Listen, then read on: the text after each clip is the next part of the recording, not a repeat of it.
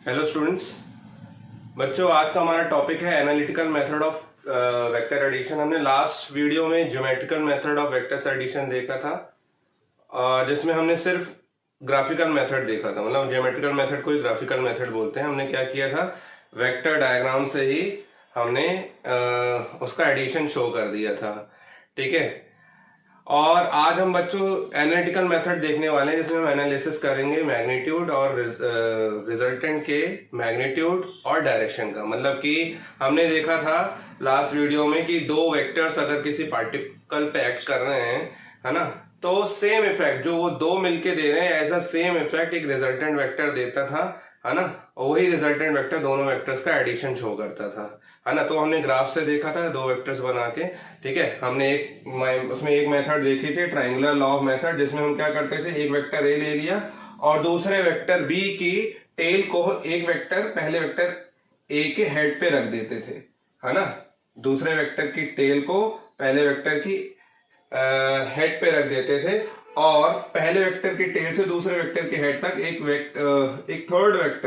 एक third side ले लेते थे और इस तरीके से ये ट्रायंगल बन जाता था। मतलब कि दो साइड्स दो वेक्टर की हो जाती थी और थर्ड साइड जो होती थी वो रिजल्टेंट की हो जाती थी, और ये रिजल्टेंट इन दोनों वेक्टर्स का एडिशन शो करता था। और ये एंगल जो है, ठीक है, ये एंगल इन रिजल्टेंट की डायरेक्शन शो करता था। इसका नाम दे देते हैं फिलहाल हम बीटा। ठीक है। तो और इसके अलावा हमने एक मेथड देखी, तो triangle law of vector addition था, और एक और हमने मेथड देखी थी, अगर दो वेक्टर्स की टेल कोइंसाइड्स हो, वेक्टर ए है और ये वेक्टर बी है, अगर इनकी टेल कोइंसाइड्स हो तो हम क्या करते थे, हम जानते हैं कि पैरेलल शिफ्ट कर सकते हैं, लेकिन हमने क्या किया, इसके पैरेलल में एक और वेक्टर खींच देते हैं जो कि सेम इफेक्ट होगा। क्योंकि ये देखिए ना, पैरेलल अगर मैं शिफ्ट करता, क्योंकि ये पैरेलल शिफ्ट यानी कि ट्रांसलेशन ऑफ अ वेक्टर की प्रॉपर्टी शो करता है वेक्टर, बस एंगल में चेंज ना हो, मतलब डायरेक्शन में चेंज ना हो और मैग्नीट्यूड में चेंज ना हो, तो उसको शिफ्ट किया जा सकता है पैरेलल, है ना। तो यहाँ शिफ्ट कर दिए तो ये वेक्टर बी है, तो ये वेक्टर बी है। सिमिलरली वेक्टर ए को हम इसके हेड से, वेक्टर बी के हेड से वेक्टर ए के पैरेलल एक और वेक्टर खींच देते थे, तो ये बन जाता था। अब इसके कॉमन पॉइंट से हम एक लाइन खींच देते, तो ये क्या बन जाता था, रिजल्टेंट, जो कि क्या बता रहा है, इन दोनों का वेक्टर्स एडिशन बता रहा है। ठीक है। तो ये हमने दो मेथड देखे थे। आज फिर हम ये दो मेथड देखने वाले हैं, triangle law of vector addition और parallelogram law of vector addition, लेकिन एनालिटिकल मेथड से। मतलब कि अब हम इसका रिजल्टेंट भी निकालेंगे और रिजल्टेंट का मैग्नीट्यूड भी निकालेंगे और डायरेक्शन भी निकालेंगे एनालिटिकली, और उस पर कुछ न्यूमेरिकल्स भी करेंगे और कुछ कंसेप्शनल क्वेश्चंस भी देखेंगे।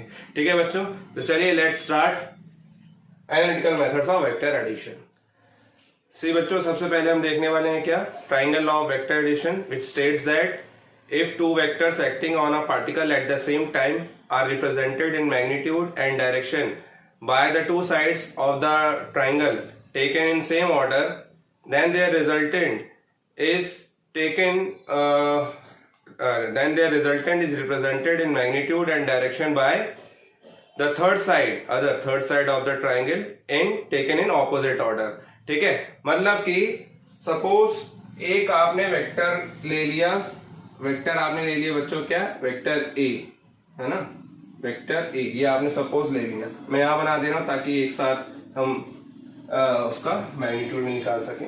सपोज मैंने कहा कि एक वेक्टर आपने ले लिया, ये है वेक्टर ए, है ना, और एक वेक्टर बी, जो कैसा है, जो बी वेक्टर कैसा है, उसकी टेल, बी वेक्टर की टेल ए वेक्टर के हेड पे कोइंसाइड है। ये वेक्टर ए है जिसके हेड पे वेक्टर बी की टेल कोइंसाइड है। ठीक है ना। तो अकॉर्डिंग टू द स्टेटमेंट, ये दोनों ही पार्टिकल एक पार्टिकल पे एक्ट कर रहे हैं। सपोज ये पार्टिकल है, इस पे ये लग रहा है और इससे अवे जा रहा है ना। ये vector A towards the particle है या away from, vector be away from the particle है। दो वेक्टर्स एक प्लेन पे एक ही पार्टिकल पे एक्ट कर रहे हैं एक ही ऑर्डर में, है ना।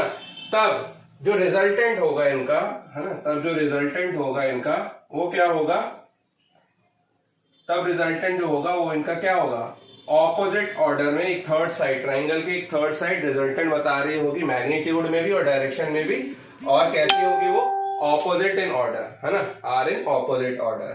ठीक है। तो सपोज ये एंगल क्या बना रही है यहां से, बीटा। ठीक है। और ए और बी के बीच का एंगल कौन सा होगा? ये ए और बी के बीच का वेक्टर नहीं होता है, ये एक वेक्टर और रिजल्टेंट, ये हमने रिजल्टेंट शो किया, और ये रिजल्टेंट आपको पता है क्या होता है, इन दोनों का एडिशन होता है ना।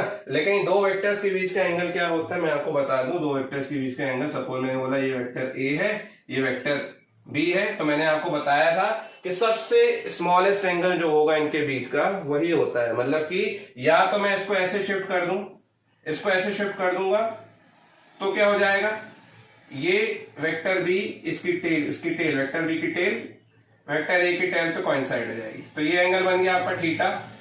या फिर आप इसी को आगे बढ़ा दीजिए, इसको थोड़ा सा आगे बढ़ा दो ऐसे करके, तब भी है ना, इसको हमने ऐसे भी शिफ्ट कर सकते हैं, ट्रांसलेशन ऑफ अ वेक्टर तो यही कहलाता है। या तो इसको ऐसे शिफ्ट कर दो, या डायरेक्शन में चेंज किए, मैग्नीट्यूड में बिना चेंज किए आप इसको पहले शिफ्ट कर दो, तो ये होता है एंगल, सबसे स्मॉलेस्ट एंगल। ये वाला एंगल नहीं ले लेना बच्चों, ठीक है। थीटा एंगल है यहाँ पे, यहाँ से कितना एंगल बना रहा है, थीटा। तो मैं क्या करता हूँ, थोड़ा सा इसको प्रोड्यूस कर देता हूँ आगे की तरफ, ठीक है। थोड़ा सा आगे प्रोड्यूस करने से, ठीक है, यहां मुझे क्या पता चल जाएगा, इसका angle theta. Theta is the angle between two vectors acting on a particle at the same time, ठीक है। चलिए अब सबसे पहले हम देख लेते हैं इसमें क्या क्या चीजें हैं हमारे पास। मैं नाम दे देता हूं उसको, नाम ये दे रहा हूं कि ये हो गया सपोज पॉइंट O, ये नाम दे दिया P, ये नाम दे दिया Q, ठीक है। तो आपके पास जो जो चीजें हैं वो आप लिखते जाइए, है ना, जो जो चीजें हैं वो लिखते जा रहा हूं मैं। और उसके बाद हम मैग्नीट्यूड निकालेंगे सबसे पहले बच्चों, ठीक है। देखिए सबसे पहले क्या गिवन है हमारे पास, वेक्टर ओपी। वेक्टर ओपी क्या है, वेक्टर ए है ना, वेक्टर ओपी क्या है, वेक्टर ए है। और vector P Q, vector P Q ये क्या है, वेक्टर बी है। ओपी ए है, पी क्यू क्या है, बी है। और ओ क्यू क्या है, ओ क्यू है बच्चों वेक्टर आर, ठीक है। और ये एंगल मुझे लेना है, ठीक है, थीटा। अभी हम आगे देखते हैं क्या करना है। सबसे पहले तो इतनी चीजें आपको गिवन है, ठीक है। अब आप क्या करो, सबसे पहले हम निकालने वाले हैं क्या, मैग्नीट्यूड ऑफ वेक्टर आर, मतलब कि रिजल्टेंट का मैग्नीट्यूड, ठीक है। क्यों निकालने वाले हैं, क्योंकि हमें यहाँ पे एनालिटिकल मेथड में दो चीजों का ही तो एनालिसिस करना है, क्योंकि वेक्टर पढ़ रहे हैं। तो कोई भी वेक्टर अगर एक्ट कर रहा है तो इसका एक कुछ मैग्नीट्यूड होगा और कोई डायरेक्शन होगी। तो दो वेक्टर्स एक्ट कर रहे हैं तो उनका सेम इफेक्ट एक सिंगल वेक्टर दिखाता है, रिजल्टेंट। तो उसी रिजल्टेंट का हमको क्या लेना रहता है हमेशा, मैग्नीट्यूड, और उसी रिजल्टेंट की डायरेक्शन। तो मैग्नीट्यूड तो ठीक है, मैग्नीट्यूड अभी हम निकाल रहे हैं, डायरेक्शन कौन शो करेगा, थीटा नहीं, डायरेक्शन शो करेगा बीटा, ये एंगल, ये एक रिजल्टेंट और एक वेक्टर के बीच का एंगल होता है। सबसे पहले मैग्नीट्यूड निकालने वाले, तो magnitude of vector R, magnitude of vector R यानी कि रिजल्टेंट वेक्टर हम निकालने वाले हैं। तो मैग्नीट्यूड है तो सारी चीजें हमें मैग्नीट्यूड में मिलनी चाहिए, तो सारी चीजें मैग्नीट्यूड में, यानी कि ओपी है, ओपी का मैग्नीट्यूड यानी कि मॉड क्या हो जाएगा, मॉड ए का मॉड, ठीक है ना, जिसको हम क्या बोल देंगे, ए, यानी कि ओपी की जगह क्या लिख देंगे, ए लिख देंगे। सिमिलरली पी क्यू का मॉड है यानी कि बी का भी मॉड है, तो उसकी जगह क्या लिख देंगे, बी लिख देंगे। ओ क्यू है, उसका भी मॉड है, तो हम उसकी जगह क्या लिख देंगे, वेक्टर आर है, उसका भी मॉड लेंगे और हम क्या लिख देंगे, आर। यानी कि जहां vector A vector B vector R लिखना है, हम वहां पे ए बी और आर सिंपल ले देंगे, वहां से डायरेक्शन हटा देंगे, ऊपर से वेक्टर का साइन हटा देंगे, सिर्फ ए बी आर सिंपल जो अल्फाबेट्स होते हैं वो ले लेंगे। क्लियर है यहां तक। अब सबसे पहले हम क्या करते हैं, यहां से एक परपेंडिकुलर ड्रॉ करते हैं, ठीक है। इसको थोड़ा सा आगे प्रोड्यूस करके हम इस पे परपेंडिकुलर ड्रॉ करने वाले हैं। इसको थोड़ा आगे प्रोड्यूस किया और इस पे परपेंडिकुलर ड्रॉ कर दिया हमने, ठीक है, और नाम दे दिया ओपी क्यू, या एन नाम दे दिया सपोज हमने, ठीक है। तो सबसे पहले आप लिख लीजिए इसको जो आपने किया है, draw Q N perpendicular to OP produce, OP को प्रोड्यूस किया है ना आपने, तो ओपी प्रोड्यूस्ड, ठीक है ना। और ये कहां पे मिल रहा है, क्यू एन पे, तो अंडरस्टूड है क्यू एन है ना, ओपी प्रोड्यूस पे मिल रहा है आपको, यानी कि ये 90 डिग्री हो गया आपका। क्लियर है स्टूडेंट्स। चलिए अब अब देखते हैं बच्चों, हमको इसका रिजल्टेंट निकालना है। तो सबसे पहले कुछ जो थीटा ईटा मैग्नीट्यूड निकालने, जो थीटा में दिया हुआ है पहले उस पर हम फोकस करते हैं, है ना। थीटा देखिए हमको in triangle QPN, in triangle QPN, आप जानते हैं QPN में आपको सबसे पहले QPN एंगल QPN जो है वो थीटा दे रखा है, ठीक है, और ये 90 डिग्री दे रखा है। तो ये राइट एंगल ट्राइंगल है, यानी हम ट्रिग्नोमेट्री रेशियो लगा सकते हैं, ठीक है। तो ट्रिग्नोमेट्री रेशियो लगाओगे सबसे पहले, तो सपोज अगर मैं इसको ऐसे लिखूं कि QN अपॉन, मुझे यहाँ पे कौन कौन सी चीजें पता है ना, मैं ये वाला ट्राइंगल भी लगा सकता हूँ और ये वाला ट्राइंगल भी लगा सकता हूँ मैं भी, है ना। मैं फिलहाल सबसे पहले ये वाला ट्राइंगल लगा रहा हूँ, है ना। तो मैं अगर ऐसे cos थीटा लगाऊं उस पर, cos थीटा क्या होगा बताइए। cos थीटा होगा आपका थीटा है तो ये क्या हो जाएगा, परपेंडिकुलर, सॉरी ये बेस अपॉन हाइपोटेनियस, तो ये हो जाएगा बच्चों PN अपॉन PQ, ठीक है। और PN अपॉन PQ यानी कि इसको मैं ऐसे लिख सकता हूं, PN is equal to PQ cos theta, PQ यहां मल्टीप्लाई कर दिया हमने, और PQ क्या है बच्चों, B, तो हम इसको ऐसे लिख सकते हैं, PN is equal to B cos theta. ये हमने क्या लिख दिया, PN की वैल्यू निकाल दी, है ना, क्या होगी जो B cos थीटा ये। अब मैं साइन थीटा लगा दूं अगर इसमें, तो साइन थीटा क्या होगा बच्चों, परपेंडिकुलर अपॉन हाइपोटेन्यूज, यानी कि Q1 upon PQ, QN upon PQ, ठीक है, यानी कि PQN इक्वल्स टू क्या हो जाएगा, PQ साइन थीटा, है ना। QN equals to PQ sine theta, और PQ क्या है आपका वापस से B है, वेक्टर B, और मैंने यहाँ पे अभी उसका मैग्नीट्यूड निकाला था PQ का, कहाँ गया ये, PQ की जगह क्या लिख दूंगा, B लिख दूंगा, तो ये जाएगा B साइन थीटा, क्या, QN is equal to B sine theta, ठीक है। चलिए अब ये देखिए यहाँ पे ट्राइंगल आपको दिख रहा है ONQ में आपको ये राइट एंगल ट्राइंगल दिख रहा होगा, है ना।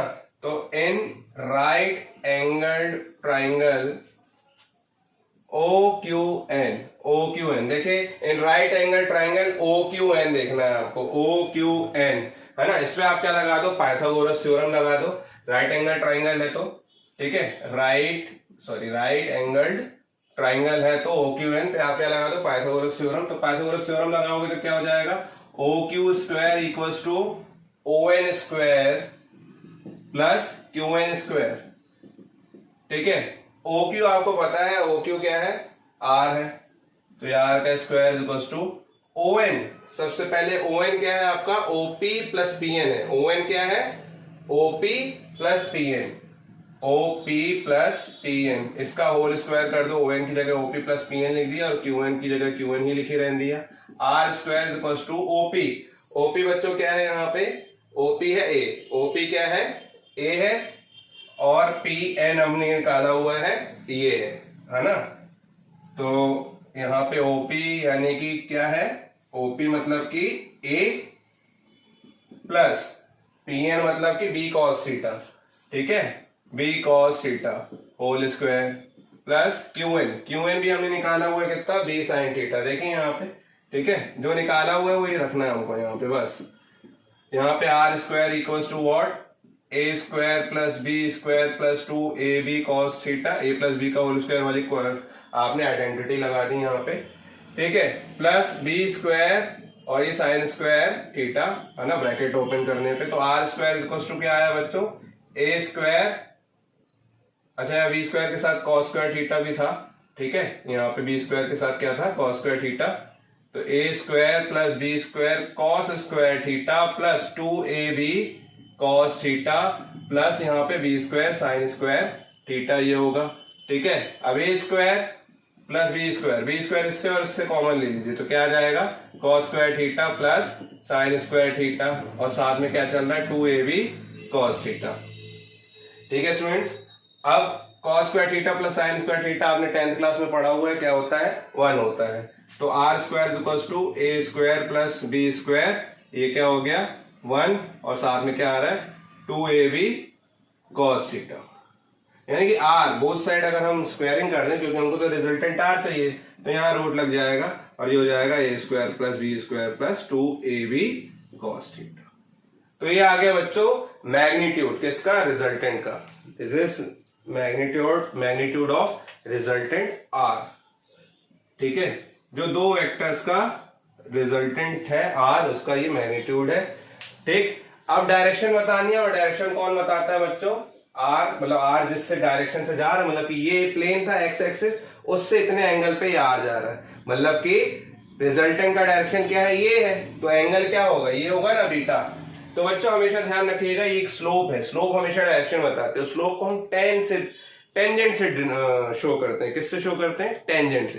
कभी भी कोई कर्व है तो कर्व का डायरेक्शन हर पॉइंट पे, जैसे सर्कल है, सर्कल का हर पॉइंट पे डायरेक्शन चेंज हो रहा है, क्यों, क्योंकि हर पॉइंट पे उसकी एक टेंजेंट है, टेंजेंट ही उसकी डायरेक्शन को बता रही है। ऐसे ही यहाँ पे क्या होगा, टेंजेंट, है ना। तो टेंजेंट हम लेंगे बच्चों, यहाँ पे टेन थीटा लेना पड़ेगा, मतलब यानी टेन थीटा नहीं टेन बीटा लेना पड़ेगा। तो सबसे पहले हम क्या निकालना है, मैग्नीट्यूड ऑफ आर हो गया हमारा। अब हम निकालने वाले हैं क्या, direction of R, direction of vector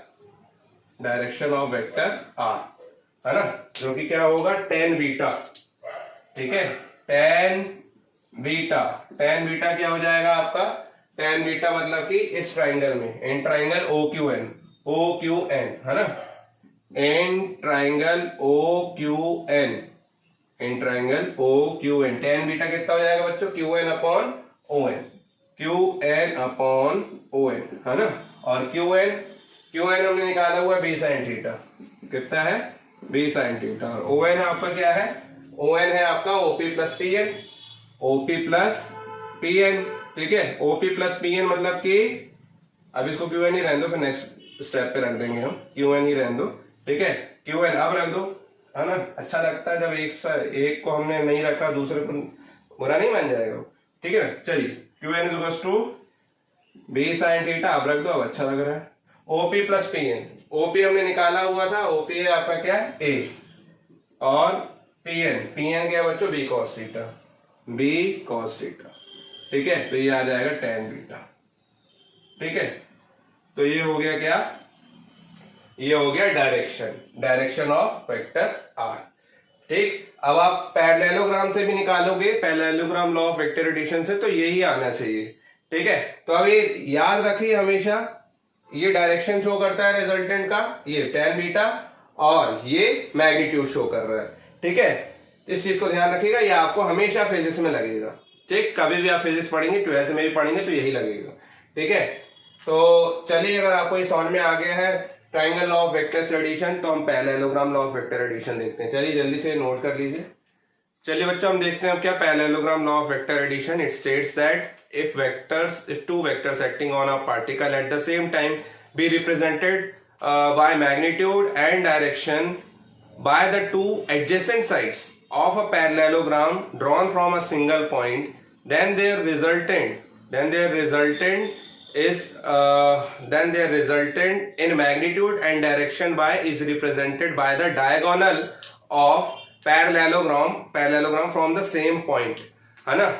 मतलब कि यहाँ पे आपसे ये बोलना चाह रहा है कि अगर सपोज दो वेक्टर्स ऐसे एक्ट कर रहे हैं कि ये वेक्टर ए है, ये वेक्टर है बच्चों ए, और ये वेक्टर है बी, जो पैरेललोग्राम बनाने की कोशिश कर रहे हैं। मतलब कि दो एडजेसेंट साइड्स हैं ये वेक्टर की, ये दो वेक्टर्स हैं, और ये दो वेक्टर्स की एडजेसेंट, मतलब पैरेललोग्राम की एडजेसेंट साइड्स बना रहे हैं, है ना। पैरेललोग्राम की क्या बना रहे हैं, एडजेसेंट साइड्स बना रहे हैं। ये वेक्टर ए हो गया और ये वेक्टर बी।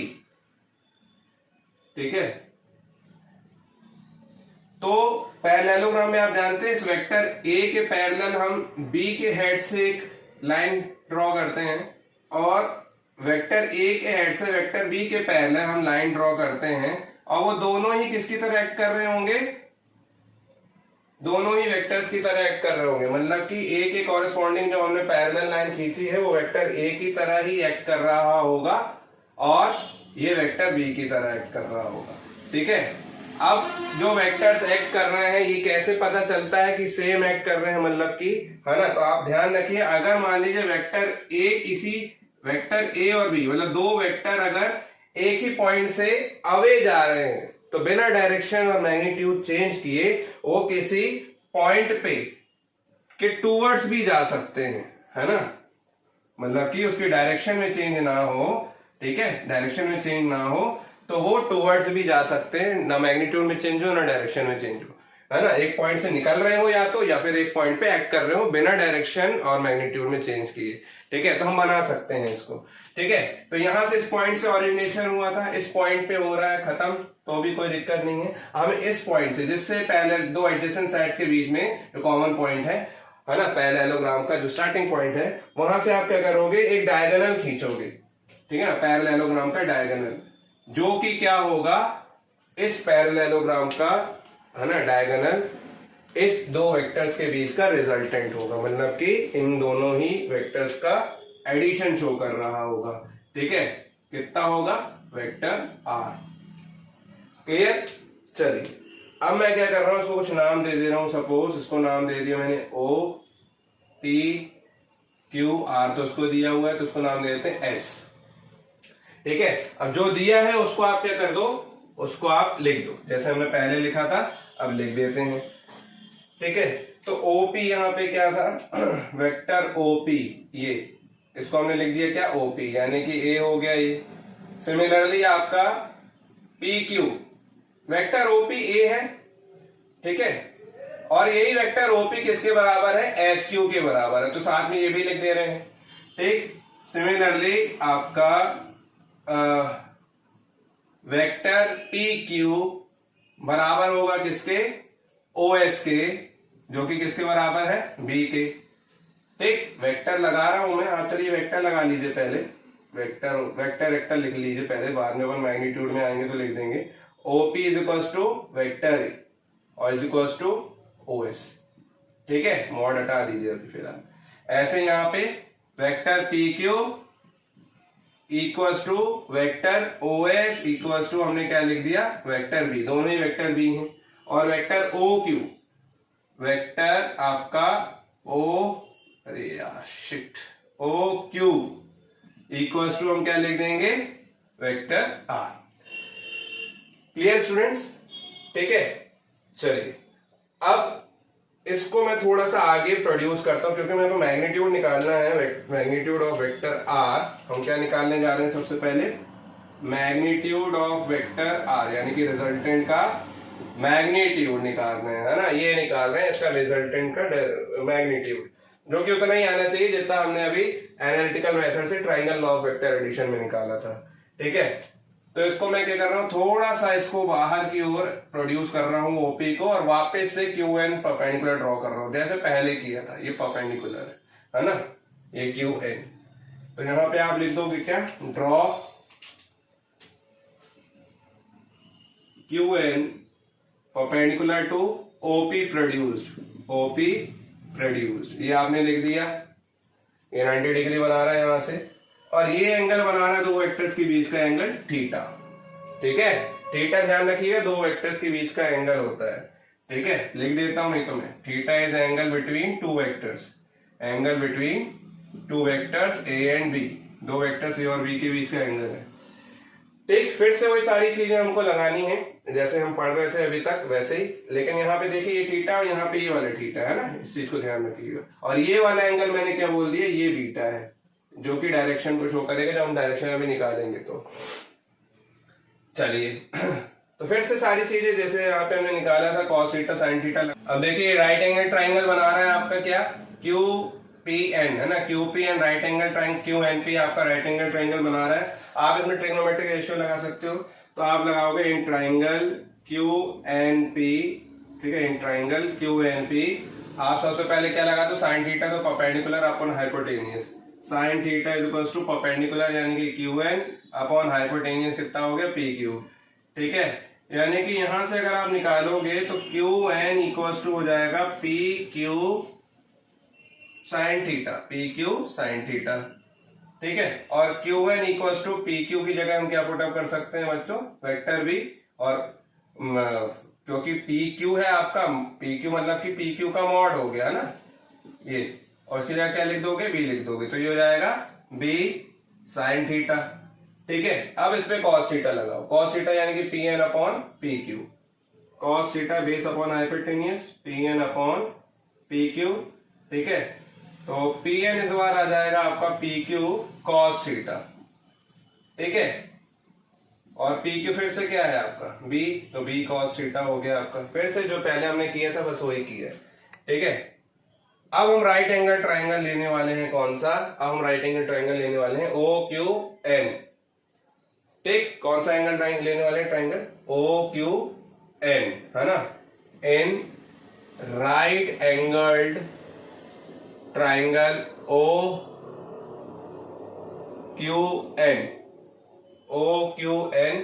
ठीक है, अगर हम ये लेंगे तो इस पे लगाना है हमको क्या, पीजीटी, पाइथागोरस थ्योरम। तो ये क्या हो जाएगा, O Q square equals to O N square plus Q N square, है ना। तो O Q square equals to, अब ओ क्यू स्क्वायर पे ऐसे लिखे रहने दीजिए, ओ एन की हम क्या लिख सकते हैं, ओपी प्लस पी एन, बिल्कुल वैसे ही जैसे पहले किया है आपने। ठीक है, वैसे ही करना है आपको।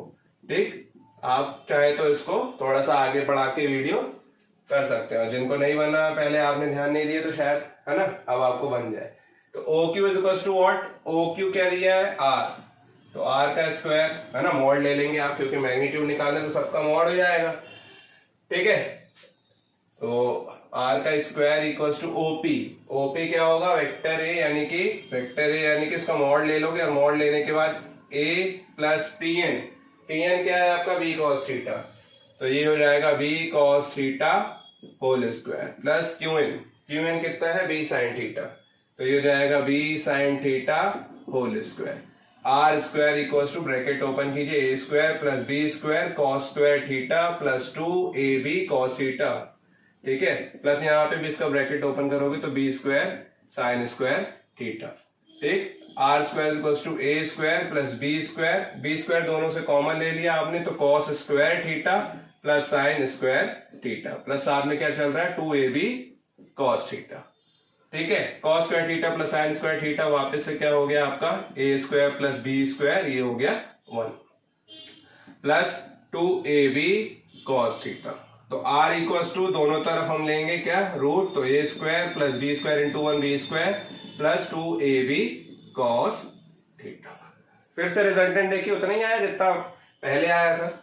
ठीक है, तो रिजल्टेंट तो बच्चों इतना ही रहना चाहिए, रिजल्टेंट का मैग्नीट्यूड मतलब। अब डायरेक्शन देख लेते हैं बीटा, और मैंने आपको बताया डायरेक्शन जब भी आप निकालोगे तो आपको टेंजेंट लेना पड़ेगा, तो डायरेक्शन ऑफ वेक्टर आर, है ना, देखिए डायरेक्शन ऑफ वेक्टर आर, ये हो जाएगा आपका टेन बीटा, है ना, in triangle O Q N में ही लगा रहे हैं, है ना, in triangle right angle triangle O Q N ही लगा रहे हैं, तो tan beta is equals to what, Q N upon O N.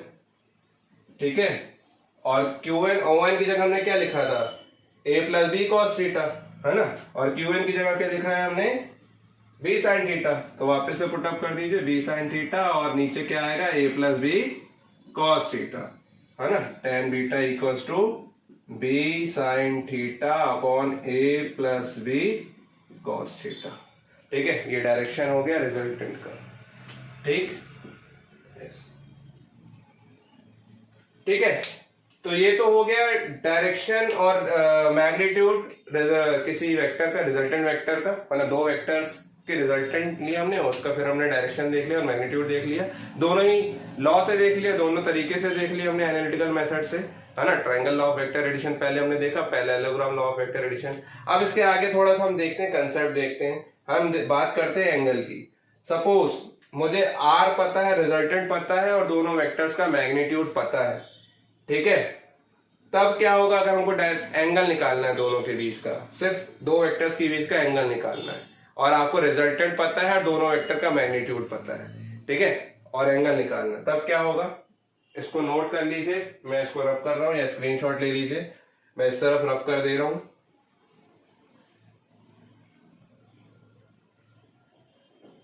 पूरा रब कर दे रहा हूं मैं यहां का, ठीक है। देखिए मैं इसी से इक्वेशन से निकाल रहा हूँ। इक्वेशन नंबर मैंने दे दी 1 और इसको इक्वेशन नंबर दे रहा हूँ 2। तो फ्रॉम इक्वेशन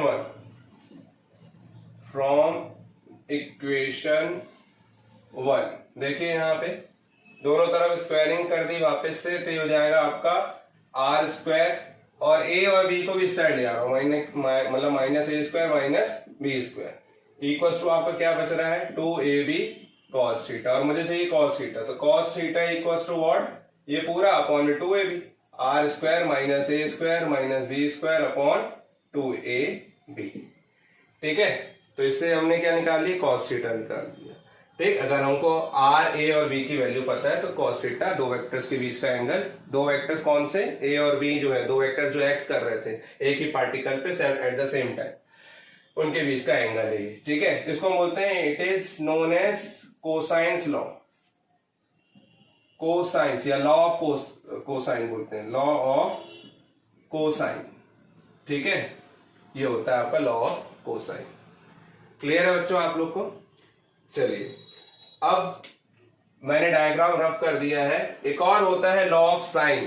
ठीक है, लॉ ऑफ साइन, वो कैसे निकालते हैं वो भी देख लीजिए आप लोग। वापस मैं थोड़ा सा बना दे रहा हूं। ठीक है, ये हमने वेक्टर ए लिया था, ये वेक्टर बी है, इसके पैरेलल आपने क्या किया था, वेक्टर बी खींचा था, इसके पैरेलल वेक्टर ए खींचा था आपने। ठीक है, ये लाइक दिस, और ये आपने बनाया था इसका रिजल्टेंट आर। ठीक है, नाम भी आपने जो दिया था, क्या नाम दिया था, ओ पी क्यू एस, ये आर था। ठीक है, और यहां से एक ड्रॉ किया था आपने परपेंडिकुलर क्यू एन, ये। ठीक, और ये एंगल था बच्चों क्या, थीटा। अब मैं इससे एक परपेंडिकुलर ड्रॉ कर रहा हूं, किस पे, ओ क्यू पे, किससे, इस पॉइंट पी से, है ना, लाइक दिस, और यहां पे नाम दे दे रहा हूं सपोज में एम, है ना। उससे क्या होगा, लॉ ऑफ साइन निकालते हैं। देखिए कैसे, ड्रॉ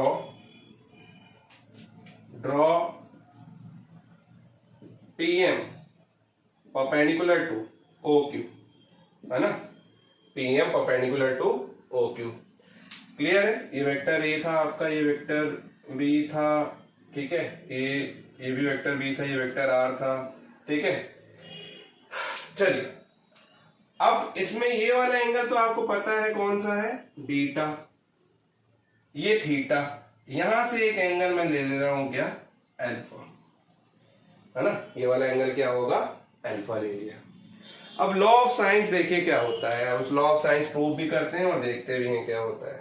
सबसे पहले मैं लगा रहा हूं क्या, साइन। अब लॉ ऑफ साइन देख रहे हैं, मतलब कि सब में मुझे क्या लगाना है, साइन, मतलब कि साइन, ट्रिग्नोमेट्रिक रेशियो कौन सा लेंगे, साइन।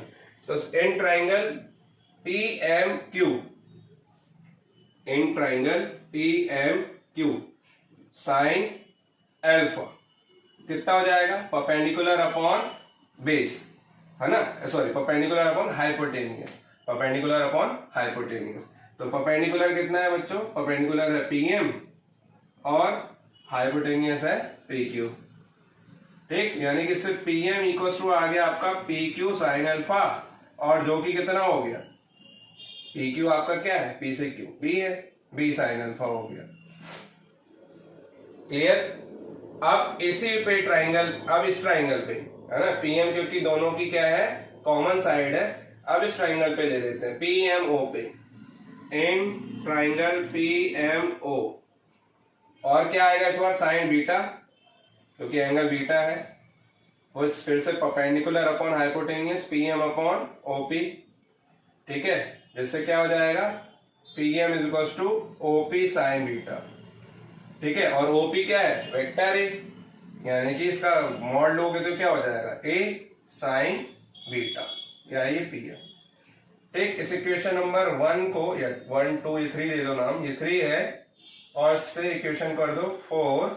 ठीक है, PM is equal to B sine alpha और PM is equal to A sine beta. तो दोनों ही क्या है, लेफ्ट हैंड साइड इक्वल है, तो राइट हैंड साइड भी क्या होंगे, इक्वल होंगे, है ना। तो यहां लिख दे रहा हूं मैं जरा, यहां पे देखिए, ये हो जाएगा आपका क्या, left hand sides are equal from equation 3 and 4, from equation 3 and 4। ठीक है, इस वाले पेन से लिख देता हूं, अच्छा लगता होगा थोड़ा। तो क्या हो जाएगा, B sine alpha, B sine alpha equals to what, A sine beta, A sine beta. और अगर मैं इसको थोड़ा सा अरेंज करके लिखूं तो ये हो जाएगा A upon sine alpha, A upon sine alpha, A के नीचे साइन अल्फा और बी के नीचे sine beta equals to B upon sine beta, है ना। और इसको इक्वेशन नंबर दे दे रहा हूं मैं, सपोज इक्वेशन नंबर दे दिया मैंने 5th, ठीक है। चलिए अब ये ट्राइंगल तो हमने 2 देख लिए, ठीक है। और तीसरा एक और एंगल है हमारा थीटा, ठीक है।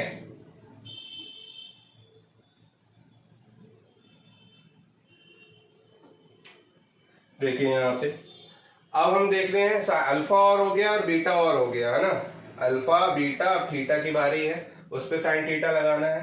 तो सबसे पहले हम ट्राइंगल देख रहे हैं पी क्यू एन, है ना, राइट एंगल ट्राइंगल है। In triangle P Q N, P Q N पे अगर हम देखें तो sine theta, sine theta is equal to perpendicular upon hypotenuse, Q N upon P Q, Q N upon P Q, जो हम निकाल चुके हैं पहले भी। Q N is equal to P Q sine theta, और पी क्यू क्या है आपका, वेक्टर बी, यानी कि मैग्नीट्यूड लोगे तो बी साइन थीटा, ये हो गया क्यू एन, ठीक।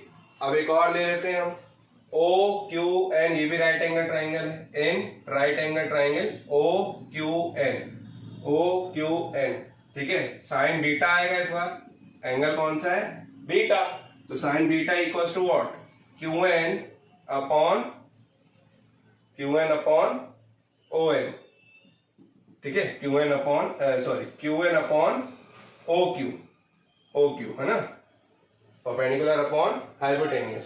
तो ये हो जाएगा क्या, Q N is equals to O Q sine beta, Q N equals to O Q क्या है आपका, आर साइन बीटा, ठीक है। तो यहां से देखिए क्यू एन और ये भी क्यू एन, ठीक है। तो इक्वेशन नंबर 6 और इक्वेशन नंबर 7 दे दें अगर, ठीक है। तो फ्रॉम 6 एंड 7 अगर हम देखें, left hand sides are equal तो right hand sides are equal, B sine theta equals to what, B sine theta equals to R sine beta, R sine beta. अब फिर से आप क्या कर रहे हो उसमें, है ना, इसको क्रॉस मल्टीप्लीकेशन करोगे आप, तो b के अपॉन में sine beta, b upon sine beta equals to r upon sine theta, r upon sine theta. Equation number दे दो इसको सपोज 8। अब देखिए इक्वेशन नंबर 5th और 8 से आपको कुछ दिखाई दे रहा है, फ्रॉम इक्वेशन 5th एंड 8 से दिख रहा होगा कुछ, देखिए जरा, a upon sine alpha equals to b upon sine beta, और यहाँ b upon sine beta equals to r upon sine theta, यानी कि ये इसके इक्वल है और ये जो है पूरा r साइन थीटा के इक्वल, यानी कि तीनों ही एक दूसरे के इक्वल है। a upon sine alpha equals to b upon sine beta equals to r upon sine theta, और इसको हम बोलते हैं बच्चों लॉ ऑफ साइन।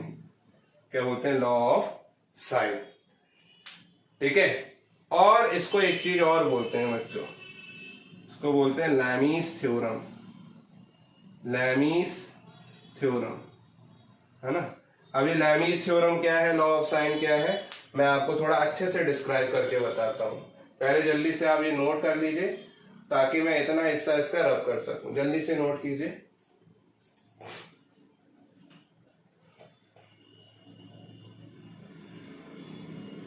हो गया, चलिए मैं यहां से रब कर रहा हूं, है ना, इतना हिस्सा इसका रब कर। देखिए इस डायग्राम से आपको मैं समझाना चाह रहा हूं कुछ, देखिए डायग्राम से समझिए। ये डायग्राम में देखिए, जब मैंने ये वाला एंगल लिया था अल्फा, है ना, अल्फा, तो ये कौन से दो वेक्टर्स के बीच में बन रहा था, ये वेक्टर बी के पहले वेक्टर बी और वेक्टर आर, ठीक है, और वेक्टर ए इसके सामने वाली साइड थी, ठीक। तो देखिए ए मतलब कि दो वेक्टर्स के बीच में जो बन रहा है उसको छोड़ दो, तो उसका साइन ऑफ एंगल रेशियो में आएगा, और उसके ऑपोजिट साइड जो होगी, मतलब उस एंगल के ऑपोजिट जो साइड होगी ट्राइंगल की, वो अपॉन साइन ऑफ एंगल, तो साइन ऑफ क्या हो गया alpha, A upon sine alpha. B upon sine beta, B देखिए ये वेक्टर बी है, ठीक है ना, और साइन बीटा, बीटा किस किस के बीच का एंगल है, बीटा ए और आर के बीच का एंगल है, वेक्टर ए और आर के बीच का एंगल है, ठीक है, वेक्टर ए और आर के बीच का एंगल है। जबकि बीटा के सामने वाली ये वाली जो ट्राइंगल है उसकी साइड क्या, वेक्टर बी, ऑपोजिट साइड वाली। सिमिलरली आर और थीटा में देखिए आप, अब ये रिजल्टेंट आर है, थीटा किस किस के बीच का एंगल है, ए और बी के बीच का एंगल है, ए और बी के बीच का एंगल है, और वेक्टर आर उसके ऑपोजिट है ना। तो इसको अगर मैं अच्छे से लैमीज थ्योरम को डिस्क्राइब करूं, ठीक है, लैमीज थ्योरम को, तो लैमीज थ्योरम थोड़ा सा अच्छे से मैं अगर डिस्क्राइब करूं तो देखिए, सपोज मैंने बोला कि ये वेक्टर है, सपोज वेक्टर कोई नाम दे दिया मैंने, वेक्टर ए है और ये वेक्टर बी है, जो दोनों ही सेम ऑर्डर पे हैं। कैसे हैं, सेम ऑर्डर पे हैं, ठीक है। और एक और वेक्टर ले लिया मैंने सी, ठीक, सी, वो भी क्या है, सेम ऑर्डर में है। तो आप जानते हैं इस तरीके से जो रिजल्टेंट होता है, डिस्प्लेसमेंट जीरो हो जाता है, रिजल्टेंट क्या हो जाता है, जीरो हो जाता है, ठीक है ना। यानी कि लामीज थ्योरम किसको बता रहा होता है, ये बता रहा होता है कि ऑब्जेक्ट इज इन इक्विलिब्रियम, यानी कि जब इक्विलिब्रियम में होगा ऑब्जेक्ट तब उस पे लामीज थ्योरम लग रहा होगा। मतलब कि यहाँ पे अगर हम देखें, ये वेक्टर किसी एक पॉइंट को लेंगे, सपोज मैंने बोला ये वाला पॉइंट है, इस पॉइंट पे नाम दे दिया ओ पी क्यू, इस पॉइंट पी को देखिए, इस पॉइंट पी पे दो वेक्टर सेट कर रहे हैं, ए और बी, ठीक है। तो इसको अगर मैं ऐसे ड्रॉ कर दूं, ये वेक्टर बी है ऐसे, और इस वेक्टर ए को मैं ट्रांसलेशन तो कर सकता हूं, है ना, यहां लिख दूं ये वेक्टर ए और ये वेक्टर बी, ठीक है। और ये जो है क्या कहते हैं, वेक्टर सी है, इसको अगर मैं ऐसे शिफ्ट कर दूं पैरेलल, वापस से ऐसे शिफ्ट कर दूं, ये वेक्टर सी, देखो मैंने किसी की भी ना मैग्नीट्यूड चेंज किया है ना डायरेक्शन चेंज की है ना। वेक्टर ए को मैंने नीचे ले आया हूं, वेक्टर बी जैसा था वैसे ही रख दिया, और वेक्टर सी को सिर्फ पैरेलल शिफ्ट किया है मैंने, ठीक है। और इनके बीच का एंगल मैंने बोल दिया, सपोज ये अल्फा है, ये बीटा है, और ये क्या है, गामा है अगर मान लीजिए, है ना, या इसको बीटा ले लीजिए, बी के ऑपोजिट बीटा, और इसको गामा ले लीजिए अगर, है ना। तो लामीज थ्योरम ये बोलता है कि वेक्टर ए, यानी कि A, magnitude of vector A upon sine of angle between two other vectors is equal to, है ना, आर इक्वल मतलब ratios of a side of, है ना, रेशियो ऑफ अ वेक्टर और a side to the sine of angle between two other sides, है ना, are equal when an object is in equilibrium condition, ठीक है। यहाँ b is equals to a upon sin alpha is equals to b upon sin beta equals to c upon sin gamma, ये gamma है angle, इसको हम gamma बोलते हैं, gamma, ठीक है। ये वेक्टर सी था आपका, ये वेक्टर सी,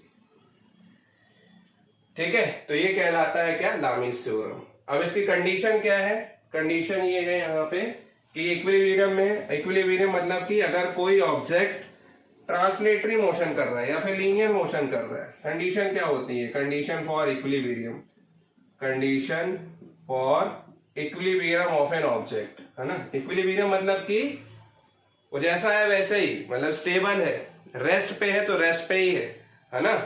तो रेस्ट की हम बात करें, इक्विलिब्रियम मतलब कि रेस्ट पे, ठीक। तो इन लीनियर मोशन, कंडीशन क्या है, लीनियर मोशन में और इक्विलिब्रियम में, तो इसका रिजल्टेंट क्या होना चाहिए, ऑब्जेक्ट का जीरो, मतलब कि वो रेस्ट पे होना चाहिए, ठीक है। क्यों, क्योंकि उस पर जो सारे के सारे फोर्स एक्ट कर रहे हैं। सपोज मैंने बोला ये फोर्स का वेक्टर है, फोर्स का वेक्टर मैंने ले लिया, सपोज इसको ले लिया F1, इसको ले लिया F2 और इसको ले लिया F3, तो यहाँ A B C की जगह बस F1 F2 F3 आ जाएगा, और ये सारे के सारे फोर्सेस एक पॉइंट पे एक्ट कर रहे होंगे, और वो क्या हो रहा होगा, जीरो हो रहे होंगे, उसका रिजल्टेंट जीरो, मतलब कि वो रेस्ट पे ही है अभी भी, ठीक है, जब लीनियर मोशन की बात करें। सेकेंड, इन रोटेशनल मोशन की बात करें तो रोटेशनल मोशन में फोर्स को हम क्या बोलते हैं, टॉर्क, ठीक है, मतलब कि मैं कभी किसी ऑब्जेक्ट को मुझे घुमाना है, रोटेशन करवाना है, तो मुझे क्या करना पड़ेगा। सपोज एक पेन है ना, ये पेन है, पेन मैंने बना दिया, तो इस एंड पे एक फोर्स लगाना पड़ेगा और इसके ऑपोजिट एंड पे एक फोर्स है, यानी कि ये दो कपल ऑफ फोर्स लगाने पड़ेंगे, इक्वल या फिर इक्वल हो या ना हो, है ना, ऑपोजिट इन डायरेक्शन लगाने पड़ेंगे और परपेंडिकुलर डिस्टेंस पे लगाने पड़ेंगे। तो इसको बोलते हैं बच्चों टॉर्क। क्या बोलेंगे? Torque. Torque is equals to either force into perpendicular distance between them, है ना। हम पढ़ेंगे रोटेशनल मोशन वाले चैप्टर में। तो इन रोटेशनल मोशन ये टॉर्क मस्ट बी जीरो, ठीक है, क्योंकि हमको तो स्टेबल रखना है, इक्विलिब्रियम में रखना है। तो इनका जो टॉर्क है, टॉर्क यानी कि रिजल्टेंट फोर्स जो होगा, रिजल्टेंट टॉर्क, वो क्या होना चाहिए? जीरो होना चाहिए। और तीसरी कंडीशन है बच्चों, मैं लिख नहीं रहा हूं, तीसरी कंडीशन होती है मिनिमम पोटेंशियल एनर्जी की। पोटेंशियल एनर्जी कैसी होती है इक्विलिब्रियम में? एकदम मिनिमम, ठीक है। तो बच्चों ये था क्या? Parallelogram law of vector addition. अभी हमको इस पे कुछ केसेस देखने हैं, है ना। तो जल्दी से इसमें केसेस देख लेते हैं कि जब एंगल बिटवीन टू वेक्टर्स 0 होगा तो क्या होगा, 180 होगा तो क्या होगा, 90 क्या होगा तो क्या होगा, है ना। तो इसको नोट कीजिए जल्दी से बच्चों। सी स्टूडेंट्स, स्पेशल केसेस देख रहे हैं हम लोग, 3 केसेस देख लेते हैं इस पे, इसके बाद क्वेश्चन करेंगे, है ना। हालांकि हमने ये देखा हुआ है, लेकिन हमने अभी तक रिजल्टेंट का जो मैग्नीट्यूड हमने निकाला था और डायरेक्शन निकाली थी, उस फॉर्मूले से नहीं देखा था। तो उसे देखते हैं बच्चों। पहला, when two vectors act at same direction. हमने देखा था कि अगर दोनों वेक्टर्स एक दूसरे से मतलब एक ही डायरेक्शन पे एक्ट कर रहे हैं, सपोज मैंने बोल दिया ये वेक्टर ए है और ये वेक्टर बी है, ठीक है। तो आपने बोला था क्या कि दोनों एक ही डायरेक्शन में एक्ट कर रहे हैं, तो उसकी कंडीशन ये होती है कि थीटा क्या होता है, उनके बीच में 0 होता है। थीटा 0 है मतलब कि कॉस थीटा क्या हो गया? कॉस थीटा हो गया 1, और साइन थीटा क्या हो गया? 0, क्योंकि साइन 0 0, कॉस 0 1 होता है ना। तो ये इस कंडीशन में रिजल्टेंट क्या होता था? आपने इसका रिजल्टेंट क्या बनाया था? इसका रिजल्टेंट ये बनाया था कि ये वेक्टर ए के हेड पे वेक्टर बी की टेल पुट अप कर दी थी। पहले आपने ऐसे शिफ्ट किया, फिर ऐसे शिफ्ट कर दिया, ठीक है। तो इसका रिजल्टेंट हो जाता था ए और ये बी, ऐसे बना दिए सपोज, ये वेक्टर आर, है ना, वेक्टर आर। तो वेक्टर आर क्या हो जाता था? Vector A plus vector B. Mod इसलिए लगा दिया क्योंकि मैग्नीट्यूड भी सेम होंगे। जैसे फोर्स लगाया आपने, एक ही डायरेक्शन में फोर्स लगा रहा है 3 न्यूटन, और दूसरा बंदा भी लगा रहा है 2 Newton. 3 Newton plus 2 Newton 5 Newton का फोर्स रहेगा, थीटा 0 रहता है। तो ठीक है, चलिए। तो यहाँ पे अगर हम बात करें उस रिजल्टेंट वाले फॉर्मूले से, तो आर इक्वल्स टू क्या होता है आपका? A square plus B square plus 2ab cos theta, ठीक है। तो R equals to what? A square plus B square, ठीक है, A square plus B square plus cos theta क्या हो गया? 1, तो ये 2ab बस बचा। तो यहाँ पे देखिए a प्लस बी का होल स्क्वायर का फॉर्मूला बन रहा है ना। तो ये आर इक्वल्स टू क्या हो जाएगा? a प्लस बी का होल स्क्वायर, स्क्वायर से रूट कैंसिल हो जाएगा, तो सिर्फ क्या आने वाला है? a plus B. तो देखिए वेक्टर आर का मॉड क्या होता है? आर वेक्टर ए का मॉड ए, वेक्टर बी का मॉड बी, है ना। यानी कि अगर मान लीजिए when two vectors act at same direction, then the resultant magnitude of resultant of the vector, दो two vectors are the sum of the two vectors, है ना। तो ये हो गया आपको। इसमें डायरेक्शन निकालनी है, तो डायरेक्शन निकालोगे तो क्या हो जाएगा? tan beta is equal to, हमने फॉर्मूला देखा अभी आपने, b sin theta upon a plus b cos theta, ठीक है। तो tan beta equal to what? b sin theta. sin theta तो 0 है, b into 0 upon a plus b cos theta. a plus b था साथ में यहाँ पे, है ना, a plus b cos theta था, ठीक है। तो b cos थीटा कितना है? 1 है, ठीक है। तो ऊपर 0 तो कोई मतलब ही नहीं, 0, यानी कि बीटा कितना है? 0, ठीक है। तो डायरेक्शन भी क्या है?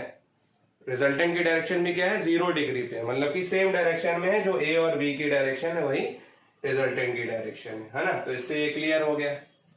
चलिए अब देखते हैं जब ऑपोजिट डायरेक्शन में एक्ट कर रहे हो दो वेक्टर्स, है ना। तो दो वेक्टर जो ऑपोजिट डायरेक्शन में एक्ट कर रहे होते हैं, है ना। सपोज मैंने बोल दिया कि ये वेक्टर ए है और ये वेक्टर बी है, ठीक है।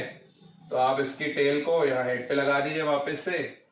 ये वेक्टर ए है ना, ये वेक्टर ए, और इसकी टेल को आपने पैरेलल शिफ्ट किया पहले, फिर यहाँ लगा दिया। तो ये वेक्टर बी जो ऑपोजिट डायरेक्शन में है, तो इसका रिजल्टेंट क्या होगा? वेक्टर ए की डायरेक्शन में, ठीक है, जो कि जिसका मैग्नीट्यूड कम हो चुका होगा, इतना हो चुका होगा, ठीक। और इस बार क्या होगा, वेक्टर ए तो ठीक है, अगर एक को हम पॉजिटिव ले रहे हैं, पॉजिटिव उसी को लो जिसका मैग्नीट्यूड ज्यादा है, और यहाँ पे मैग्नीट्यूड वेक्टर ए का ज्यादा है ना, तो उसी को बड़ा लेना पड़ेगा जिसका मैग्नीट्यूड ज्यादा है, ये मैंने आपको पहले ही बताया था, है ना। तो ए माइनस बी ये हो जाएगा, ए में से बी क्योंकि नेगेटिव वेक्टर हो गया, ए के लिए बी जो है मतलब एंटी पैरेलल वेक्टर हो गया ऑपोजिट डायरेक्शन में, ये बी का नेगेटिव वेक्टर है, बी का नेगेटिव वेक्टर इस डायरेक्शन में माइनस बी होता है, ठीक है। तो ये ले लिया आपने, मैग्नीट्यूड कम हो गया, अब बी बड़ा होता तो बी माइनस ए होता, और डायरेक्शन हमेशा रिजल्टेंट की कौन किस तरफ होती है, जो बड़ा वेक्टर है ना, जिससे आप सब्सट्रैक्ट कर रहे हो दूसरे को, छोटे वाले को, बड़े वेक्टर की डायरेक्शन रिजल्टेंट होता है। और दोनों के बीच में, ए और बी के बीच में एंगल इस बार बच्चों कितना है, theta is equal to 180 degree, है ना। एक ऐसे जा रहा है और एक ऐसे जा रहा है, एक 0 डिग्री की तरफ, एक 180 डिग्री, मतलब कि इन दोनों के बीच में एंगल 180 डिग्री है, ठीक है। तो थीटा अगर 180 डिग्री है तो कॉस थीटा, कॉस 180 जो होता है ना बच्चों, कॉस 180 -1 होता है, कॉस 180 क्या होता है, -1, तो कॉस थीटा लिख दे रहा हूं एक ही बार, कितना होगा -1, और साइन कितना भी पाई, कॉस पाई -1, कॉस 2 पाई +1, कॉस इवन पाई +1 होता है, कॉस ऑड पाई जो होता है वो -1 होता है ना। और साइन कितने भी पाई, पाई 2 पाई 3 पाई 0 होता है, तो यहाँ साइन पाई यानी कि 180 0 होगा, तो साइन थीटा जब अभी भी क्या है यहाँ पे 0 है।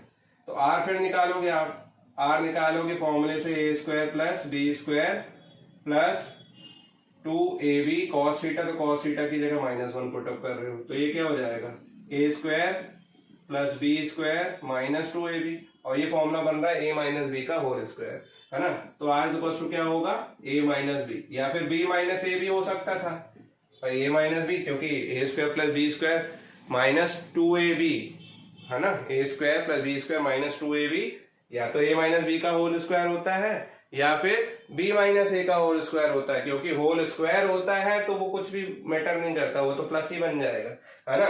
लेकिन यहाँ पे रूट लगा हुआ है तो उसके लिए मैटर करेगा यहाँ पे, तो ध्यान रखिएगा, अगर a - b लिख रहे हो मतलब कि यहाँ पे a ग्रेटर देन है b से, है ना, मतलब mod of vector a mod of vector b से ग्रेटर, और b - a लिख रहे हो मतलब कि वेक्टर b का मॉड ग्रेटर देन है वेक्टर a के मॉड से, ठीक है।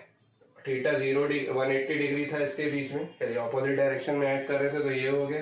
अब ऑर्थोगोनली एक्ट कर रहे हैं मतलब, यानी कि परपेंडिकुलर एक्ट कर रहे हैं, परपेंडिकुलर एक्ट कर रहे हैं मतलब कि दोनों वेक्टर्स के बीच में एंगल है 90 डिग्री, है ना। एक वेक्टर मैंने ले लिया सपोज दिस, और ये ले लिया दिस, दोनों कितने डिग्री पे, 90 डिग्री पे, वेक्टर बी और वेक्टर ए। अब इसका रिजल्टेंट निकालना है तो आपको parallelogram law of vector addition लगाना पड़ेगा या फिर ट्रायंगल, तो आप पैरेललोग्राम लगा दीजिए, इसको यहाँ से ऐसे पैरेलल खींच दीजिए वेक्टर बी के, और इसको यहाँ से खींच दीजिए, तो अब इसके पॉइंट से इसको मिला दीजिए, ये वेक्टर आर होगा, है ना। अब देखें कितना आता है, देखें जरा, तो साइन 90 तो 1 होता है, तो साइन थीटा 1 हो गया, कॉस 90 0 होता है तो कॉस थीटा 0 हो गया, ठीक है।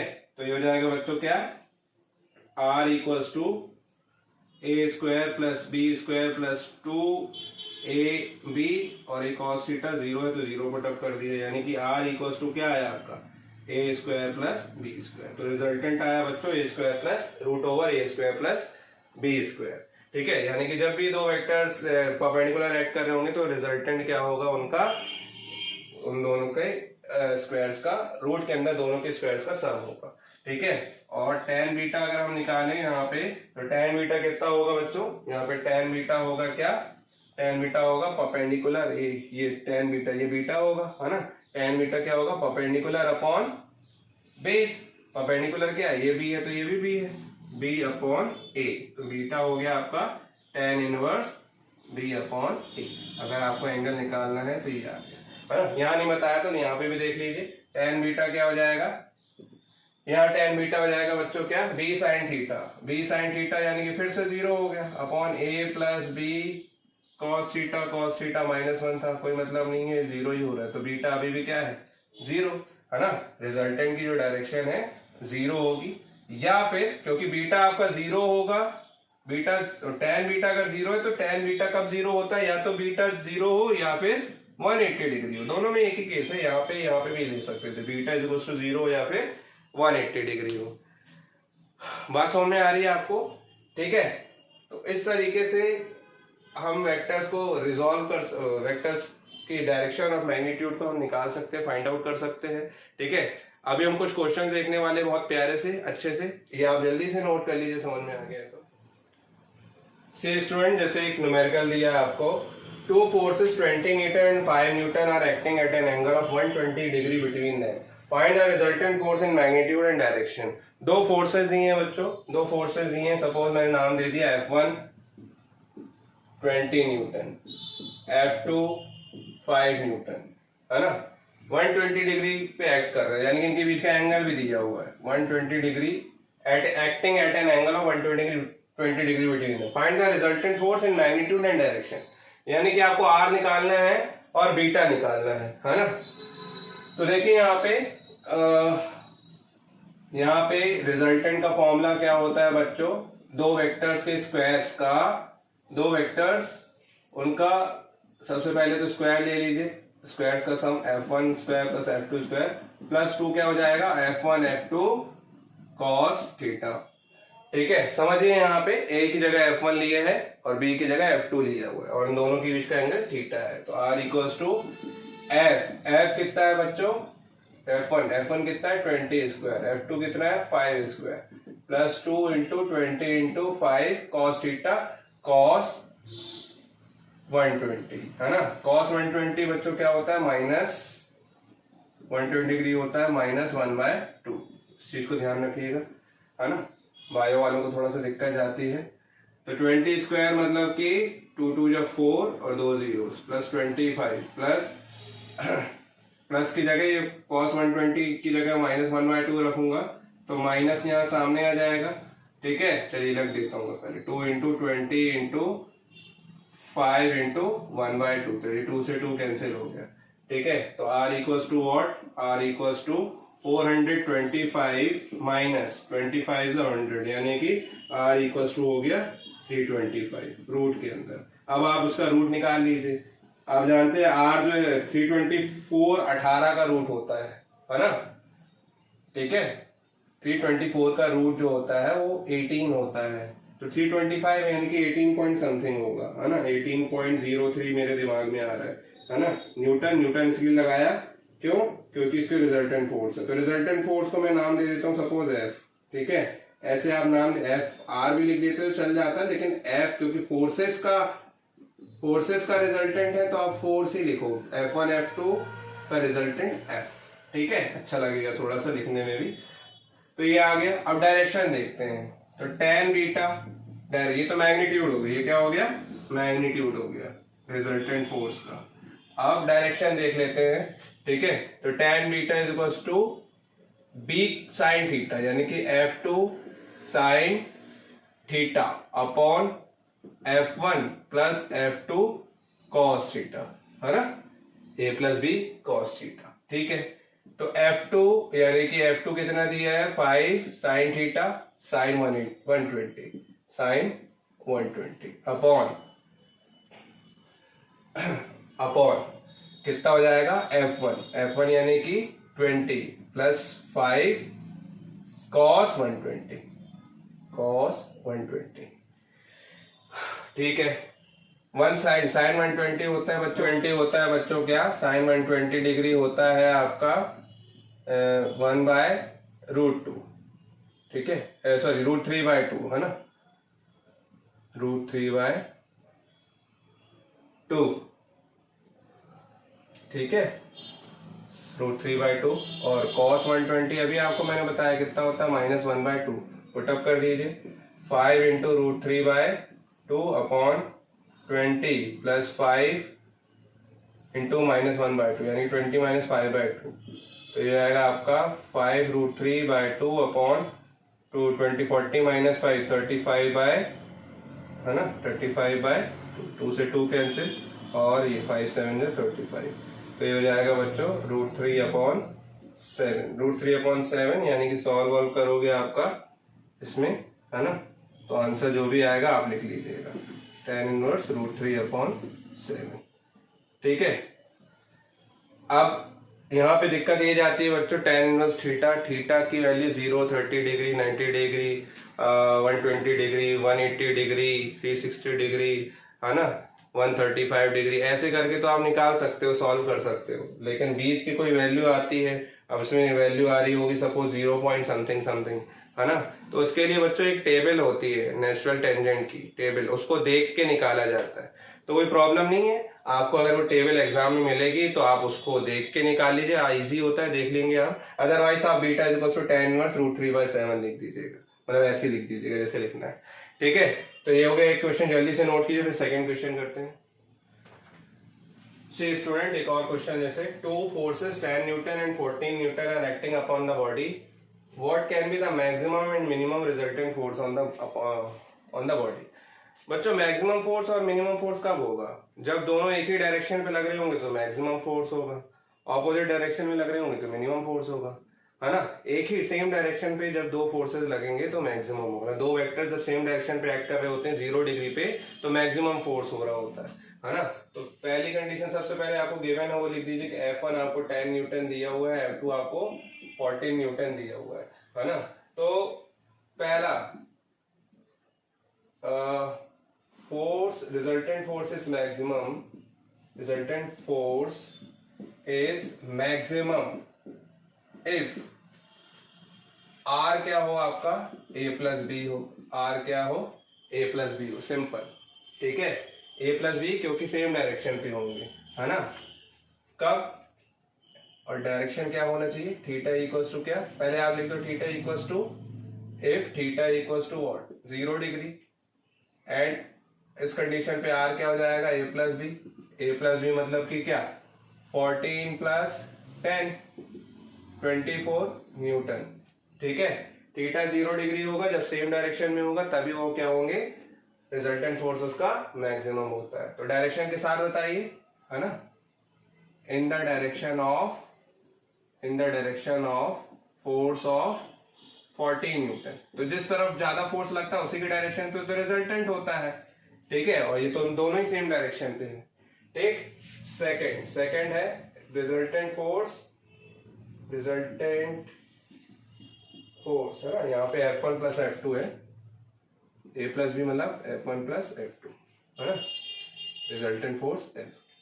Resultant force is minimum if theta is equal to what, minimum कब होगा, आप ऐसे जा रहे हैं और आप पे कोई ऐसे फोर्स लगा रहा है, आपको रोकने की कोशिश कर रहा है ना, तो उस कंडीशन पे फोर्स कैसा होने लगेगा, मिनिमम होने लगेगा। थीटा कितना हो जाएगा 180 डिग्री।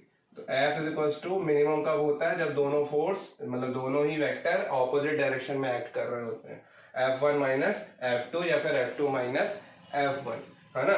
तो आप क्या कर लिया करो, उसका मॉड ले लिया करो पूरे का, ठीक है, तो आपको समझ में आ जाएगा। तो मॉड लोगे तो F2 माइनस F1 और F1 माइनस F2 माइनस में भी आ रहा होगा तो प्लस हो जाएगा। अदरवाइज आपको पता है बड़े से वेक्टर से छोटे से माइनस कर दो, ठीक है। तो आप क्या लोगे, F इक्वल्स टू बड़ा कौन है F2, ठीक है, तो F2 माइनस F1 यानी कि 14 माइनस 10 कितना हो गया 4 न्यूटन। और रिजल्टेंट की डायरेक्शन हमेशा किस डायरेक्शन में होगी, जो बड़ा वाला वेक्टर होता है, मैंने अभी आपको बताया था। तो बड़ा वाला फोर्स कौन है 14 न्यूटन यानी कि F2 in the direction of force of 14 Newton, ये भी यही आएगा, ठीक है। तो ये एक बहुत अच्छा क्वेश्चन था, आपको मैक्सिमम मिनिमम भी जो मैं बताना भूल गया था अभी केसेस में, तो इससे आपको समझ में आ गया होगा। चलिए जल्दी से नेक्स्ट अच्छा वाला क्वेश्चन देखते हैं, नोट कीजिए। सी एक और question number 3, 2 equal forces have their resultant equal to either force, at what angle are they inclined, ठीक है। दो फोर्सेस हैव 2 equal forces सबसे पहले दिया हुआ है यहाँ पे, 2 equal forces है मतलब कि F1 equals to F2, है ना, नाम दे देते हैं F1 और F2 जब बराबर ही तो F बोल दो। have their resultant equal to either force मतलब कि उनका रिजल्टेंट जो है वो भी किसी एक फोर्स के बराबर है, मतलब अल्टीमेटली F1 या F2 के बराबर तो F1 के बराबर है, मतलब तीनों ही बराबर है यहाँ पे बोलना चाह रहा है वो, है ना। तो at what angle are they inclined, किस एंगल पे ये तीनों इंक्लाइन होंगे, मतलब कि तीन फोर्सेस के वेक्टर अगर सेम एंगल पे एक्ट कर रहे हैं तो वो कितने एंगल पे इंक्लाइंड है, है ना, मतलब कि थीटा आपको बताना है, दोनों फोर्सेस F1 और F2 के बीच का एंगल कितना होगा, ऐसा कितने एंगल पे जो रिजल्टेंट वेक्टर है वो भी उनके बराबर हो जाए, है ना। तो सिंपल है, फॉर्मूला होता है आपका R equals to what, R equals to यानी कि vector F equals to F1 square plus F2 square plus 2F1 F2 cos theta. तो F इक्वल्स टू व्हाट, यहाँ पे भी F1 equals to what, F square plus F2 की जगह भी F plus 2 F1 F2 यानी कि F square cos theta. F square common ले लीजिए अंदर रूट के अंदर, तो ये आ जाएगा 1 प्लस 1 2, है ना, यानी कि 2 प्लस 2 cos थीटा। ठीक है, तो 2 भी कॉमन ले लीजिए अंदर से। ठीक है, ये F I left hand side पे चल ही रहा है। F स्क्वायर बाहर ले लीजिए, ये F बाहर आ गया, अंदर बचेगा 2, है ना, और अंदर 1 प्लस कॉस थीटा, 2 कॉमन लेने के बाद। ठीक, F से F कैंसिल हो गया, यहाँ बचा 1 equals to root to 1 plus cos theta. दोनों तरफ स्क्वायरिंग कर दें तो कोई दिक्कत होगी क्या, नहीं होगी। स्क्वायरिंग करने से 1 का स्क्वायर तो 1 ही होगा, इसकी स्क्वायरिंग करेंगे तो रूट कैंसिल हो जाएगा, तो इजी हो जाएगा। तो 2 1 प्लस कॉस थीटा, है ना, 2 को नीचे ले आओ, 1/2 equals to 1 plus cos theta हो जाएगा आपका, अगर आपको मैथ्स बनती है तो cos theta is equals to what, 1/2 minus 1, cos theta is equals to 1/2 minus 1। आधे में से एक को हटाओगे तो माइनस आधा आएगा, है ना, कितना आएगा, minus half. Cos theta is equals to -1/2। तो कॉस थीटा की वैल्यू -1/2 कब होती है, कॉस थीटा की वैल्यू -1/2 अभी हमने देखा था पिछले क्वेश्चन में 120 डिग्री पे होती है। कॉस से cos cancel, theta is equals to 120 degree, है ना। तो एंगल कितना आया, 120 डिग्री, यानी कि 120 डिग्री एंगल से ये इंक्लाइंड है ना। तो इजी था ये क्वेश्चन भी। जल्दी से दूसरा क्वेश्चन देखते हैं, नोट कीजिए students. Two equal forces act at a point. The square of their resultant is 3 times their product.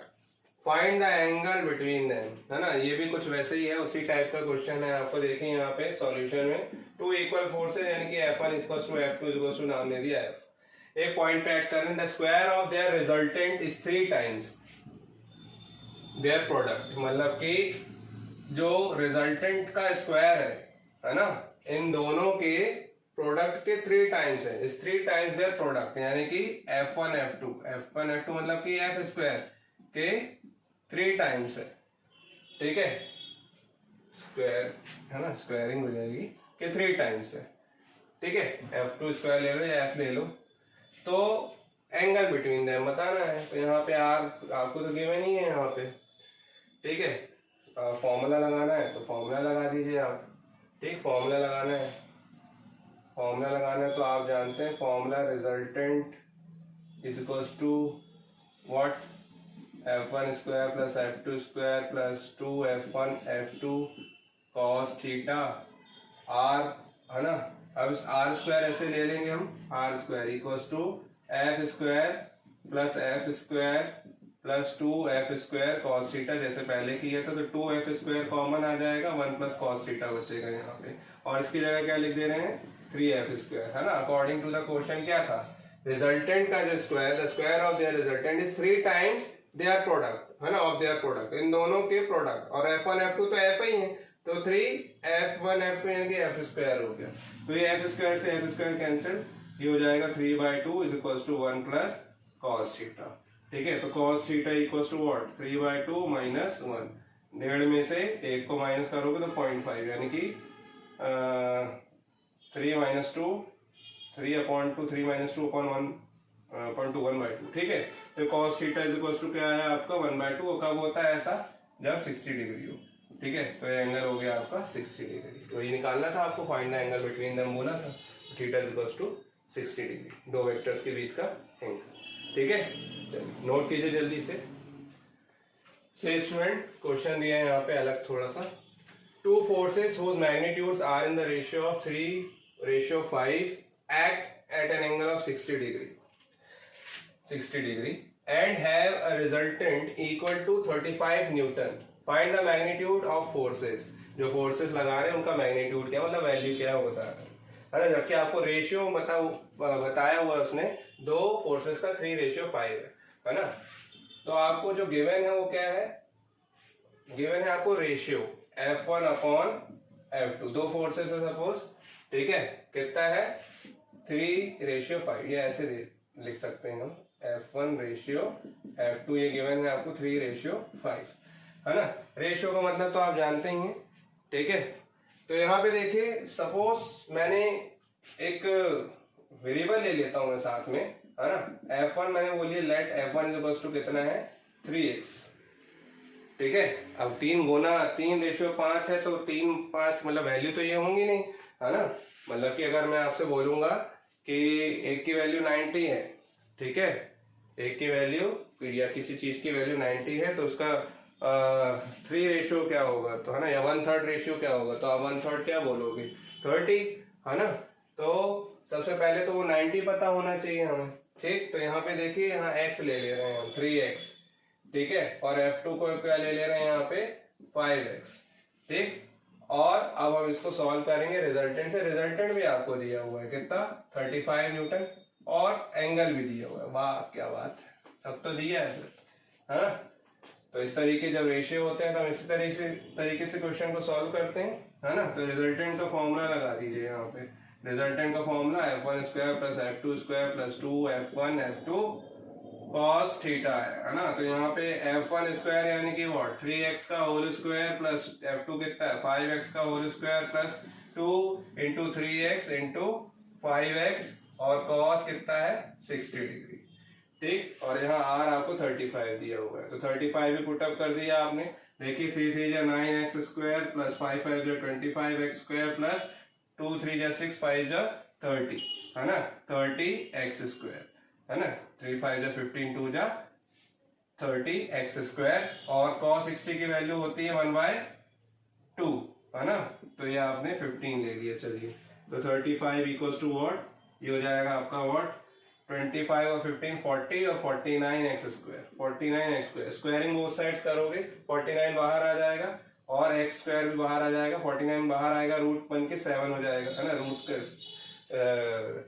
Square root लेंगे अगर मान लीजिए स्क्वायर रूट 7 का स्क्वायर, तो स्क्वायर कैंसिल करेगा तो 49 का, तो 7x, x स्क्वायर से भी 2 है क्योंकि, तो बाहर आ गया 7x इक्वल्स टू 35, तो 7 5 या 35, तो x की वैल्यू आई आपकी 5।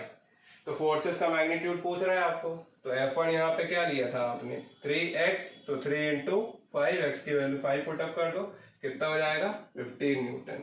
F2 कितना होगा, F2 होना चाहिए, आप 35 में से 15 माइनस कर दो 20 न्यूटन होना चाहिए, नहीं है तो रख के देख लो 5 इंटू 5, तो कितना हो जाएगा 5 इंटू 5 25 न्यूटन, है ना। तो F2 इक्वल्स टू हो गया आपका 25 न्यूटन, सॉरी 25 होगा, तो रिजल्टेंट 35 ऐड करने पे आता है, ठीक है।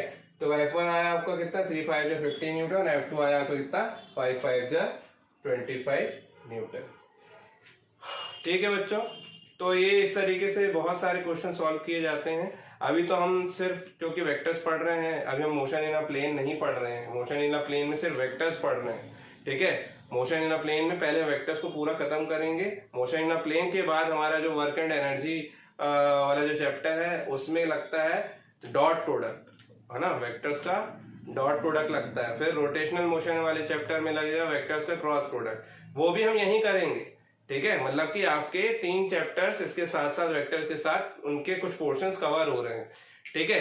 फिर उसके बाद हम मोशन इन इस चैप्टर जब वेक्टर हम कर लेंगे तो उसके बाद हम motion in straight line chapter से स्टार्ट करेंगे, क्योंकि वहां पे वेक्टर का कंसेप्ट लगेगा, ठीक है। फिर मोशन इन प्लेन में आएंगे तो हम इस पे फिर हमको बहुत सारे क्वेश्चन करने पड़ेंगे, ठीक है। तो फिलहाल तो आज के लिए इतना ही बच्चों, ठीक है। अच्छे से पढ़ाई कीजिए, थैंक यू वेरी मच।